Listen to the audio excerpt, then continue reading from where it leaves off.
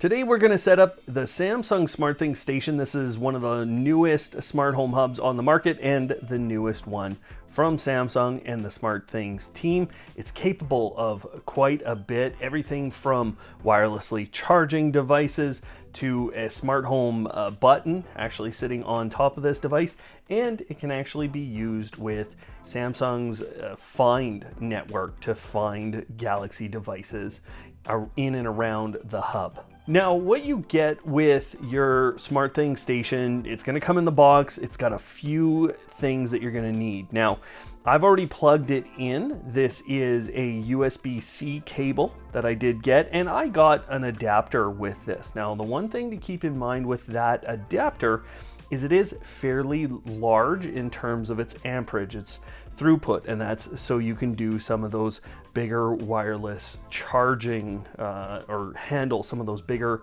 wirelessly charging devices. You can actually buy a version of the station without that adapter. So just watch out when you buy it. Spend the extra 20 bucks if you need that level of adapter. Otherwise, you can look for another one. The cable that comes with it is USB-C to USB-C. Now I've plugged in the device. You can see it's sitting here just going through colors. It hasn't been set up yet, but I am logged in to the Samsung SmartThings app. So that is something that you will need to download on your phone, whether it's iOS or Android, and then you can open it up and you'll probably end up on the favorites page. You will also have to create a Samsung account. Now, I've already done that and I'm already logged in. So when you first get the app, just create that account if you don't already have one with Samsung. As you go to set up the SmartThings Station, one thing you want to do is make sure that Bluetooth is turned on your phone. So you can see it's on for me, and I'm also connected to my home's Wi-Fi network. That's really important because it allows this card to come up, and it says that basically the SmartThings Station is ready to set up. Now, if you don't get that, you can go into the menu and then the settings icon, and on here, down at the bottom, it says ask to add new devices. Turn that on, then close SmartThings. And that was a full close. I got rid of it on Android. Open it back up, and this should be found. Now, I'm going to hit add now, but later I'll show you, in case you can't get that to come up, there is a way to get to that. Now, because I'm already logged into an account, it says basically, hey, do you want to connect this device to your account that you're using? Now we have to hit the button on top of our SmartThings Station, and it's looking for Wi-Fi networks in our home.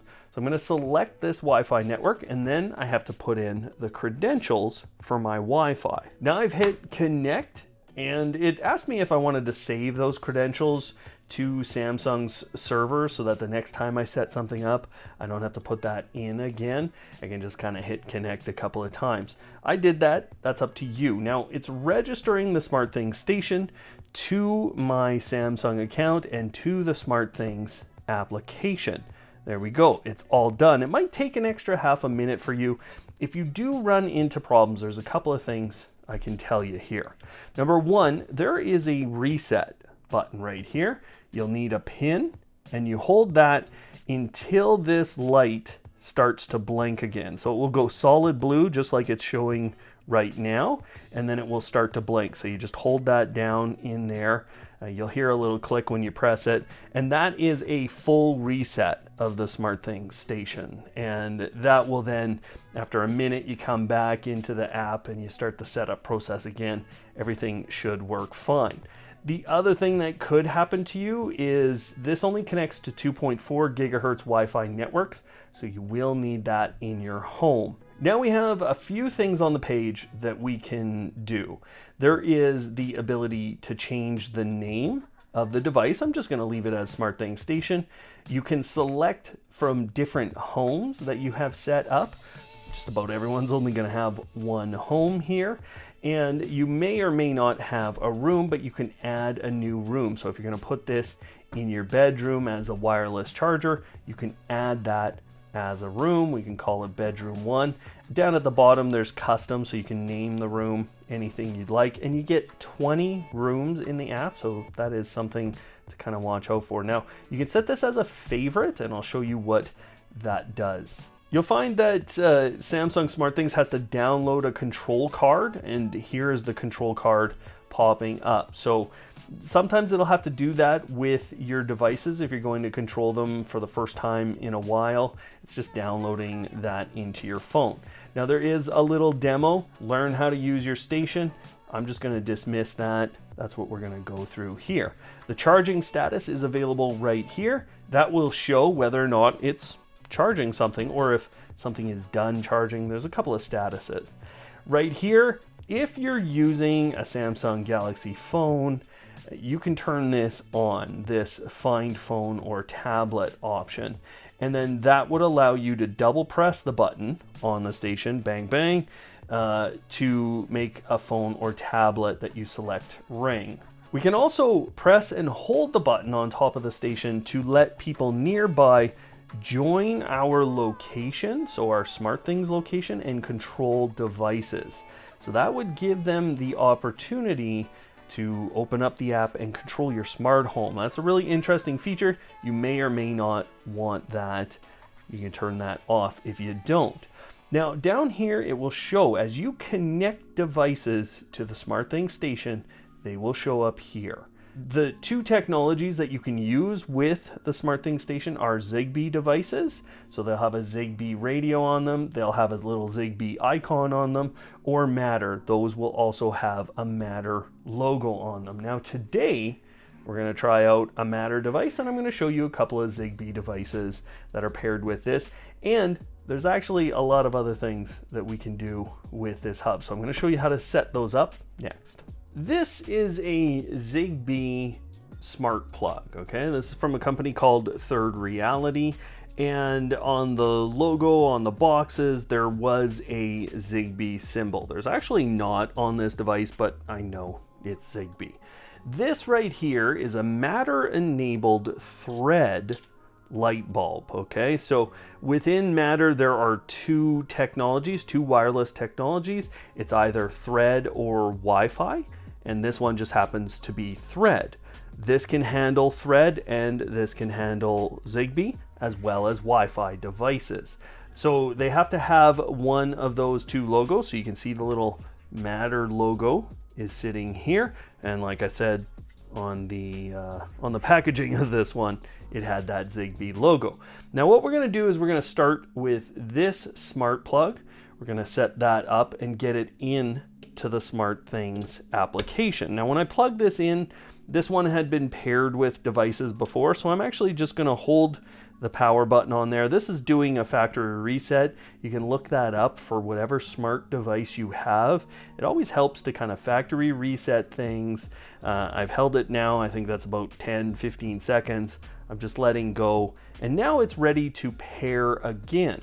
Now what we do to pair it to this hub is I'm in the devices tab down here, and I'm going to tap the plus up at the top. Now you're getting all kinds of suggestions and things, and we'll talk about that in a minute.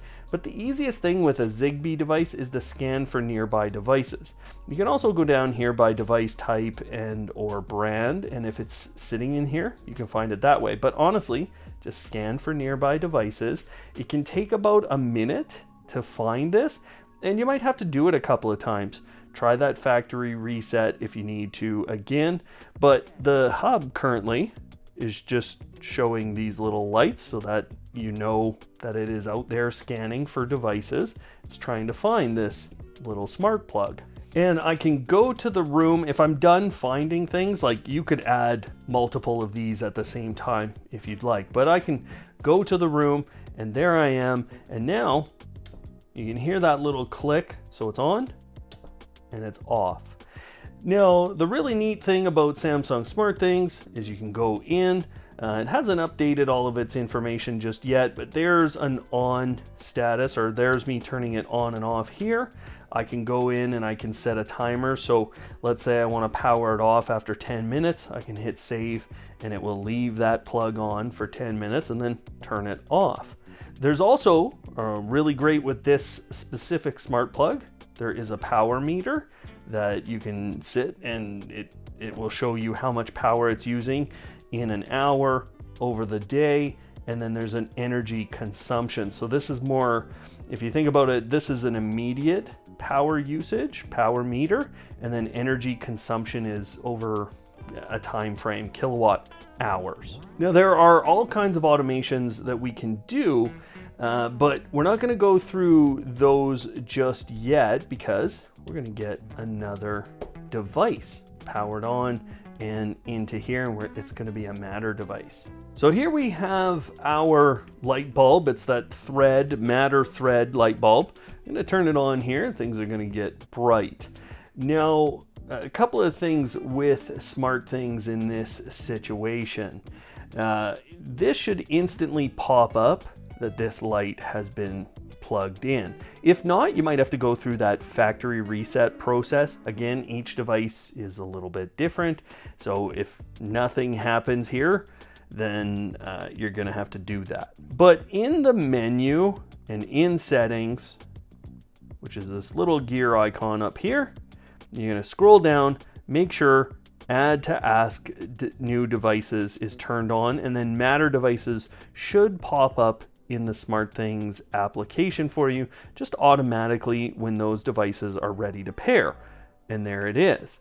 So this is called the Nanoleaf 67. That's what that number means. I know it doesn't mean anything to anyone else. Doesn't mean anything to me either. But I happen to know it's a Nanoleaf bulb. So now I'm going to hit add. And it says, let's get started with that. And we're going to scan the QR code on the device. So there is actually a little QR code. I'm just going to use my phone. And it did that. And now it's going to make this connection. Now, as I said, this is a thread device, which is a lot like Zigbee. So really, a very similar process is happening here. It's checking for available thread networks, which there is one on this. So that's a really great thing about this hub specifically. It's kind of ready for the future of thread, because thread has some improvements over some of the older smart home technologies. So there we go. Now I'm going to change the name of this one. We're going to call it the Nano Bulb. And I'm going to put it in the bedroom. I can change the icon of this one. So if you're putting it in a fixture, you can maybe make that look a little bit different. Okay, we'll put it in that little cute lamp. Then if I'd like, I can set it as a favorite. I swear I'm going to show you what that means here in just a moment. So now it's downloading the control for this bulb, and obviously things are pretty bright. So let's turn that down. There you go. You can see how fast that response is. It's really, really good. There are a number of presets these days. So you can go between reading and energizing. That's a very white or blue light. And if you want to pick any of the colors, you can pick them. You can move up and down in terms of adding kind of white to your colors. And then you can move along. Obviously at the bottom is most of the deep saturated color. So you can see that saturation value adjusting as we go. Certain bulbs will behave a little differently in terms of the colors, so just keep that in mind. But if you want color temperature, so let's say, you know, you want those really, really orange looking lights, I'm just going to turn that down. Then you'd be over here. And as you move later, it's going to get to be a bluer and bluer white light. So you have those temperature options. There will be more features for these kinds of bulbs coming to Samsung SmartThings, something I'm going to show you in a few. Again, we have a timer. We have the ability to add these things to routines, and we have a history. So as you do those things, you can see the history of what's going on. Now, before we move back to the hub itself and some of the things we can do with that, you can edit any of these devices. So you can make adjustments, the icon, the name, the location, or the room. You can also, with Matter devices, there's this share with other services. That's a whole topic for another day. But there's also this driver. And the Edge driver program is a big topic too. Edge drivers are installed physically on this hub. and that allows you to run those devices locally. So there's no internet required at this point to be able to control these in an automated fashion, as long as it says driver here. Now, you could potentially select other drivers to get other features, and for your device, you might want to search for an edge driver for, let's say, your nanoleaf Matter thread bulb, and it maybe would be better than Matter switch. And then you would get other features potentially on here and in the routines page. So now we're back at the devices tab, and I said I would show you what that favorites was doing. Well, my favorites page is personalized to me, and that means I can adjust what's being shown here. I can grab anything. So these are long holds, and then I can adjust where they're sitting. You can see that the smart plug isn't on this page. I never added it as a favorite. But so I can turn things on and off from my favorites. You can see how fast that response is, and I can go into the card for any of those. I also get a number of quick controls up here at the top. So you can see it said one was on up here. So it's just kind of showing you what's on, and I can turn everything on if I'd like through that. There's a whole bunch of things to do with that, and there's a whole bunch of icons that will show up over time as you work with this hub. After the favorites tab, which you can add other items to favorites just like that, there is a home care segment, and there's a smart home monitor. So that's the security system that actually comes here with your hub. It's a DIY solution, so you're self-monitoring, but you can use sensors and different things, whether they are security sensors, smoke and fire sensors, or leak sensors there. And you can set all kinds of settings with that. That has got to go in its own video, and actually I have a link down below in the description if you want some more details on setting up Samsung SmartThings as a home security system. Then you have the devices tab, and one of the nice things as you get more and more devices, if you go to the all devices section, then you can hit that and you can do a search. So we know I have a nano bulb, so I started to put that in, and I can do that search, and then it's easy to find certain devices. The other thing that you can do from the all devices page is you can hit add device, or you can create lighting groups. So if you have multiple nanoleaf bulbs, let's say, or you have multiple bulbs in a room, you can put them in a lighting group. There's also the life automation tab. This is where you can get things like Samsung SmartThings Cooking or Samsung Energy. This is a good idea to install, although it only really works with a few Samsung appliances right now, not with smart plugs like this or bulbs like this. So unfortunately, that's just not something that's really going to help you today. You see, the goal is to monitor and control your energy usage. And you'll want to add in your own home's postal code, and it did find an average cost right away. So you can see I haven't added any supported devices, so really SmartThings Energy not super useful right now. There is of course that home monitor, which I do think is useful, and the Smart Lock Guest Access is a good app to add if you're adding a door lock to SmartThings. The automation tab can be very helpful for you. You can see there's a smart app today for a virtual device creator. We'll talk about that in, again, another video. But this is where you will create scenes and routines to make your home behave in the way that you'd really like with the SmartThings Station. But let's go into the SmartThings Station and start to play with some of the settings, and I'll show you some of the routines now that we have a couple of devices set up that we can use with this. So we're back in the app and we're back into the SmartThings Station. And one of the things I did here is I plugged in another smart plug that has a visual indicator for you. So if it shows green, then it has been powered on. And if I power that off, there, I turned it off, now it's gone. So we'll be able to tell that things are turning on takes a couple of seconds for that light to come on, but we can hear it click and things. So we'll be able to visually tell that this smart plug is coming on, and that's because we're gonna do a few routines. Now, the first thing, we have that edit button. We also have a settings button for this. So it shows our Wi-Fi network. If you needed to change that for any reason, you could do that there.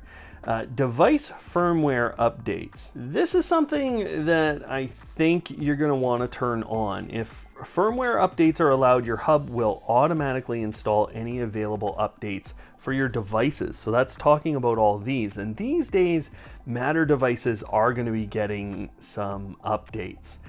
Zigbee light bulbs will turn on after their firmware is updated. Just know that basically they'll turn off. So in general, I would say allow that to happen. But you could experience a little bit of unavailable devices every once in a while if they're doing a firmware update. Zigbee secure mode, just leave that on in general. And the hub status light. This is a decision point for you, but the good news is you can turn that on or off in an automated way, which I'll show you in just a minute here. But for now, I'm going to turn that status light off and on just so you can see. There you go.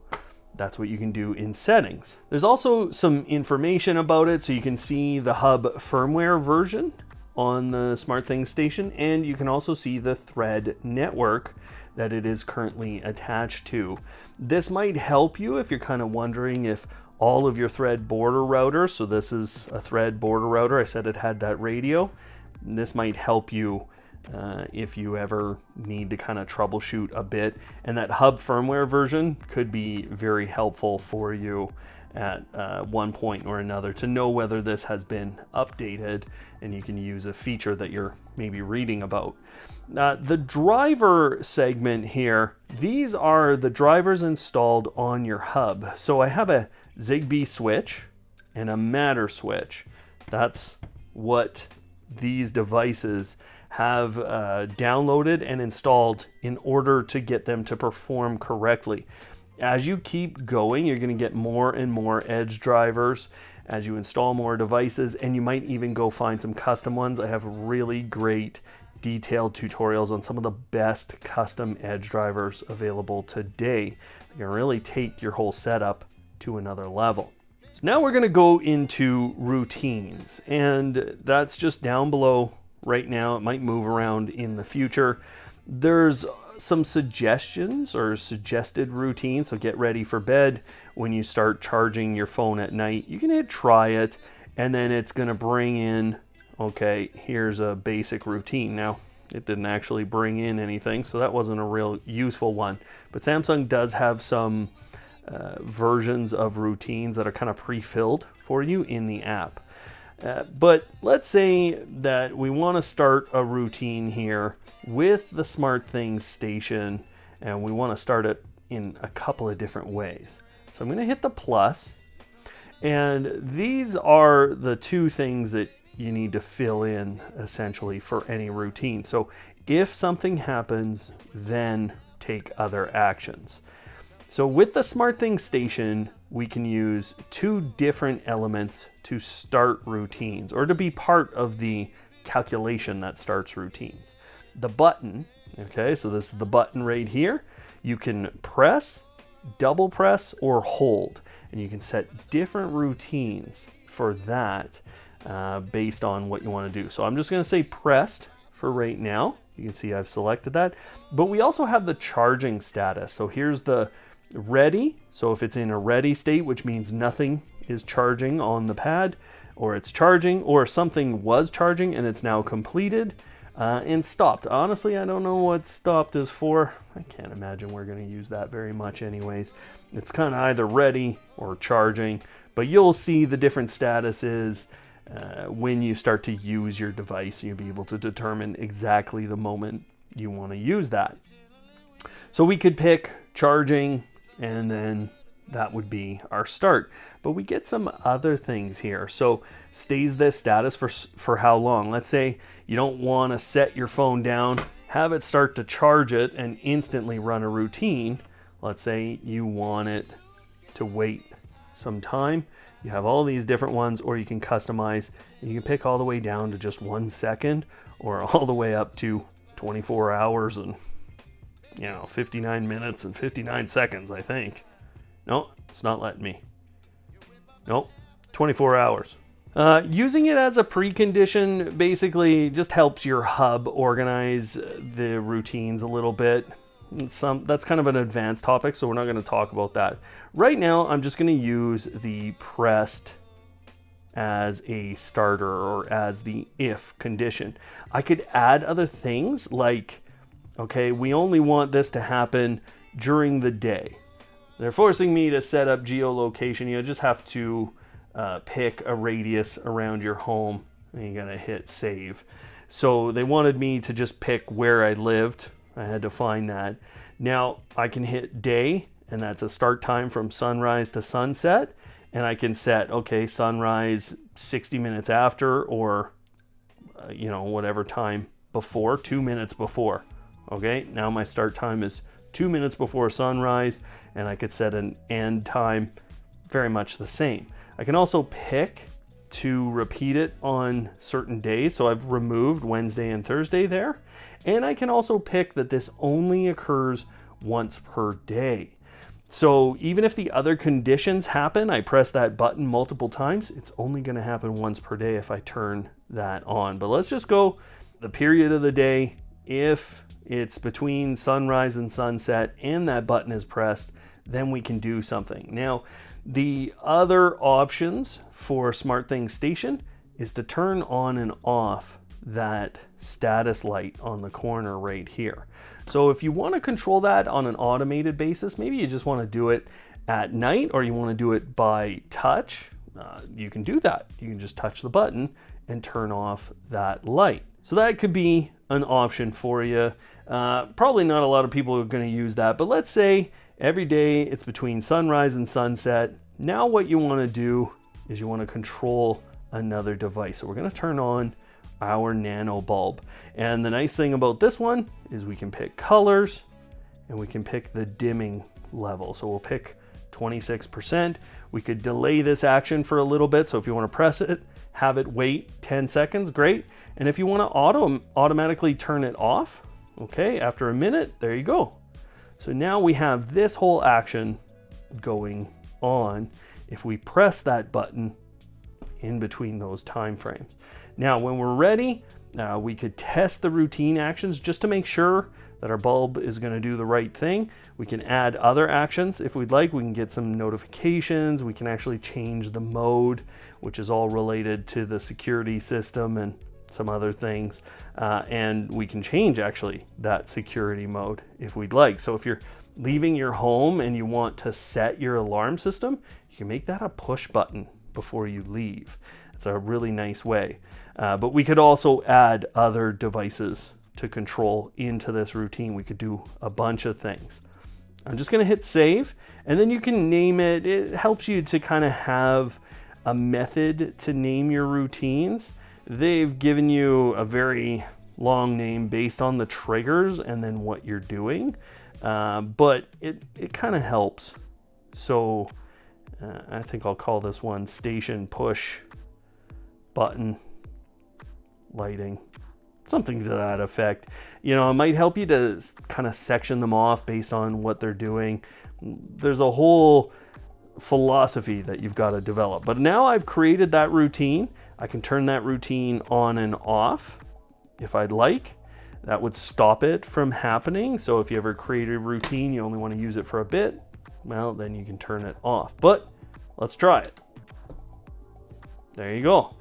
Change my bulb right to the right setting. And that's exactly what we wanted to do. Now I'm going to create another routine with the button double pressed. And I'm going to delete that. And then I am going to add both of those devices. And I'm going to choose to turn them off. Okay. Station double. There we go. Okay, now I've created that. And now when I double press this, it turned off that. You can see that light's off and that light's off. So there you go. There's your routines already working with your SmartThings station. Now, I can't go through everything in today's video. You've got some basics already, but this application is huge and we'd be here all day. So I'm going to give you just some tips and tricks to get to some good tools to really help you start to advance this system. You've already seen the favorites page. These little cards are going to continue to expand as you fill in information. So things like where you live in the world, which I filled in when I was doing the geolocation based routine, that has now added the weather, and you can tap on those. There's all kinds of settings in these that you can do, so you can select devices. So if you don't want to have something be a part of your lighting, like a smart plug, then there you go. So now, anytime I turn that on, it's only going to turn on my smart bulb, not my smart plug. Anytime you add a new device, you can search for it. You can just scan, which you've seen me do, but you can also add all kinds of suggested apps. So if these apps are sitting on your smartphone right now, you can add those, and then those devices will come into SmartThings. Now, when you're adding these kinds of devices, they might not be local. So the automation might require the internet to be available when you run that. That's something to watch out for with Samsung SmartThings. So here's me. I'm going to link my CASA account. I just hit next. It's going to ask me for an email and a password. And now it's bringing in all the devices from that app. There's a lot of devices. This is a way you could end up bringing in a lot of things to your to your smart home and a lot of things to work with. Now, what I said about the automation being local or not being local, that's actually something you can tell here in the automation section. So here is where you can find out that your routines are local or not. Within the automations tab, there's a few things you're going to want to note. And probably the biggest thing is this little icon that's sitting there. Now, the SmartThings Station, I took it out of this routine. When I did that, that little icon showed up. Now, why does that matter? Well, if you tap into that, it says, this routine runs on your hub instead of the cloud for faster response times. Now, I will tell you that I think that the hub was running locally, but that little icon means for sure it's running locally. It doesn't require the internet. But you'll notice it's not here with that press. Okay? So if I just go in here and I remove the SmartThings Station and I say, okay, we're just going to do it at a specific time. And obviously I'd have to rename that routine, but now I hit save. Look, there it is. There's the icon come in. So when I'm using the SmartThings Station as that trigger, it is not a local automation. And that is something that you want to look for in general. You want your automations to be local so that they're faster and they don't require the internet to be available. So that's a big tip as you're building things out. Make sure they're using edge drivers. They're not remotely connected devices like I just showed you how to connect those services often. They will not be running locally. And we can check that right now. So I'm going to add an action. And I'm just going to add one of the smart plugs from TP-Link. We're going to say we're going to turn it on. I'm going to hit save. And you see my local status went away. So this is something that will happen to you quite often. And what you want to try to get to with the whole SmartThings system is your automations running locally in your home. The other thing that's really helpful on this page is to create scenes. So let's say you want to make a good morning scene. And what you want to do is you want to add actions that will be consistent all the time. So let's say you always want your nano bulb to turn on and you want it to be at a certain dimming level and a certain color because you know you like those settings and you want that smart plug to turn on, and you call that the good morning routine, or the good morning scene rather. Now that that's created, first of all, I can press that at any time and my bulb turns on because that was part of it. But I can also include those scenes in my routines. So if I'd like, instead of doing all those actions, I can run a scene. I can run that good morning scene and I can hit save. And that will run all of my actions the same way every time. So if you want your home to look a certain way, create the scenes and then use them in routines. It also makes this a much easier to understand routine, so that can really help you.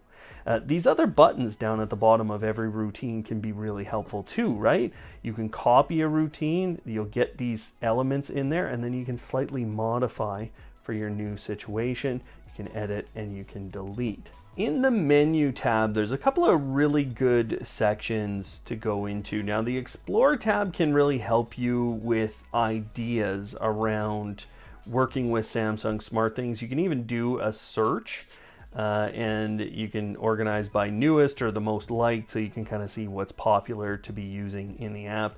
You can go into any of these. There's usually a lot of ideas and things for you there. The supported devices section is really useful. There's actually a segment in the Explore tab that is really useful there too. But the supported devices, so let's say you're looking for let's say a TV that works with SmartThings. Well, you can go into there, you can do a search if you're wondering about a specific model of TV, and they always seem to have the model numbers in here.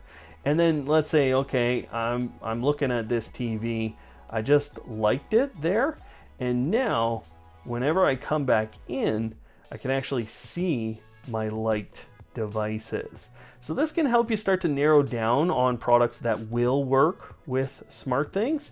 And if you don't want them in there anymore, you can just get rid of them.